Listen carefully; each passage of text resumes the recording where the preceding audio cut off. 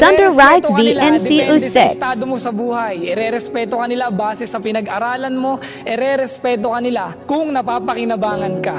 Huwag ganon, napaka-toxic nun. Alam nyo, napaka-unfair ng mundo. Lahat naman tayo deserve ng respeto eh. Lahat naman tayo deserve na mahalin, respetuhin ng mga tao sa paligid natin. Pero minsan hindi yun nangyayari. Alam nyo, naiintindihan ko kung bakit minsan may mga tao na gusto nilang makapagtapos ng pag-aaral, maging maayos yung buhay nila. Dahil yun kasi yung pinapakita ng mundo, na irerespeto ka na lang, depende sa estado mo sa buhay. Depende sa napag-aralan mo. Depende sa kung anong pakinabang ba yung nabibigay mo. Kung isa ka sa nanonood ng vlog ko na to, gusto kong sabihin sa'yo na ang respeto hindi nagmumula sa mga material na bagay. Ang respeto hindi nagmumula sa kung anong estado mo sa buhay. Ang respeto hindi nagmumula sa kung ano bang pinag-aralan mo. Ang totoong respeto nagmumula sa puso.